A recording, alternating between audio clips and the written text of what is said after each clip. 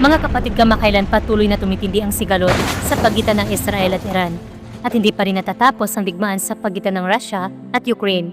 At marami ang nagtatanong, magsisimula na ba ang World War III? Hindi lang po yun mga kapatid, kundi ang mga sakunang gaya ng lindol, pagbaha, salot, at matinding init ay lalong nagiging mas madalas at mas hindi inaasahan ngayon. Mga kapatid, anong babala mula sa Diyos ang nakatago sa likod ng mga sakunang ito? Ang sabi ng Panginoong Hesus, sapagkat magtitindig ang bansa laban sa bansa at ang kaharian laban sa kaharian at lilindol sa iba't ibang dako, magkakagutom. Ang mga bagay na ito'y pasimula ng kahirapan. Gayon din naman kayo, pagka nakakita ninyo ang lahat ng mga bagay na ito, ay talastasin ninyo na siya'y malapit na. Ang mga ito ay prinopesiya ng Panginoon 2,000 taon na nakalipas.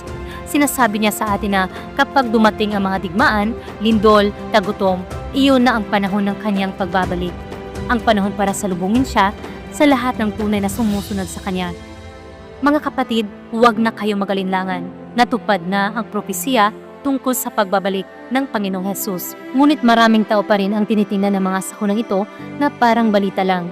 Marami pa rin ang nagpapakasasa sa kayamanan at kasiyahan ng mundo ito. Umaasa kung hindi ka kabilang sa kanila. Maging mapagmatsyag tayo at maghanda upang salubungin ang pagbabalik ng Panginoon. Ang sabi ng Diyos, aking mga anak, dali-daling tumayo at sumunod sa akin. Wala nang sapat na panahon para pag-isipan pa ninyo ito. Hindi na kailanman babalik ang panahon lumipas. Mayroong liwanag pagkatapos ng kadiliman at nasa harapan ninyo ang pagdadala. Naunawaan ba ninyo? Bumagsak na ang malaking sakuna.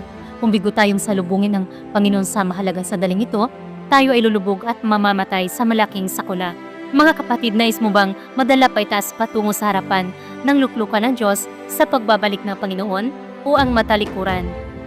Kaya mga kapatid, huwag po tayong magpapabaya.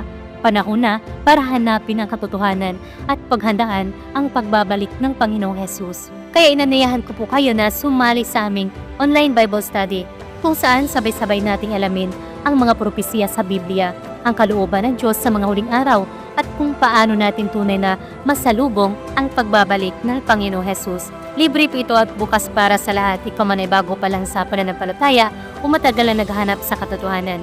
Huwag nating palapasin ang pagkakataong ito. Baka ito na ang tawag ng Diyos para sa iyo. Kung gusto mong sumali, magkomento lamang ng sali o magpadala po sa akin ng mensahe para matulungan po kita kung paano makasali.